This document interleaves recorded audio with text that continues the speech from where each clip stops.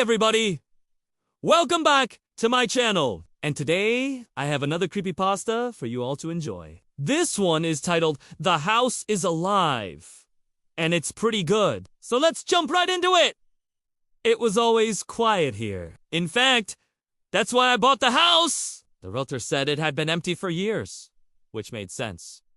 It was in the middle of nowhere. I had no idea what I was getting myself into. The realtor showed me around and he mentioned that the owners had disappeared years prior, and nobody had lived in the home since. I walked through each room and everything was dusty, but it was clean. Everything was in its place. When I walked into the living room, I noticed the clock on the wall had stopped at precisely for 17 p.m.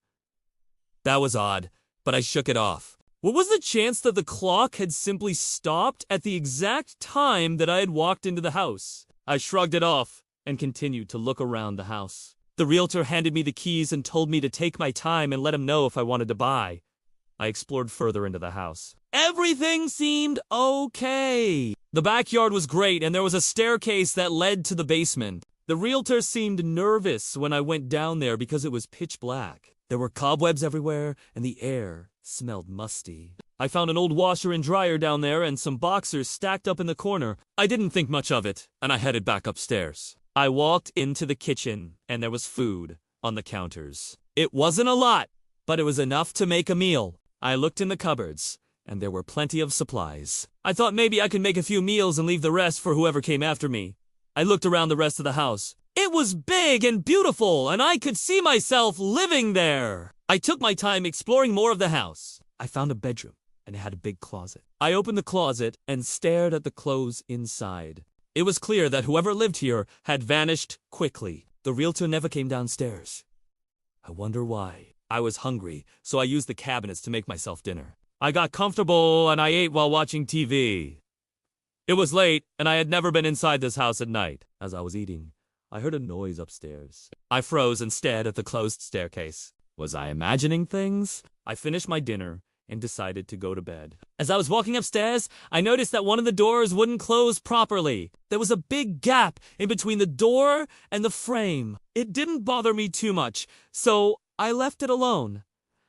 I laid down in the bed and fell asleep. In the middle of the night, I woke up. I don't remember how long I slept, but I clearly remember what happened next. I heard footsteps pacing back and forth in the hallway. Whoever was out there was heavy-footed and slow. I thought to myself, it was probably just the house settling. But then I heard whispering. It sounded like voices coming from the other side of the door. I couldn't make out what they were saying, but they were definitely talking about me. I stayed in the bed, paralyzed by fear. I could hear the voices going back and forth throughout the night. I kept listening and waiting for something to happen, but it never did. Eventually the sun rose, and I got out of bed. I was tired, but I couldn't fall back asleep. I got up and decided to start a fire in the fireplace. After breakfast, I went back into the bedroom and decided to take a nap. As soon as my eyes closed, I heard those same footsteps again. I shot up in the bed and I heard a loud crash from the other side of the house. I walked slowly to the staircase and headed downstairs. I walked into the kitchen and there was a plate on the floor.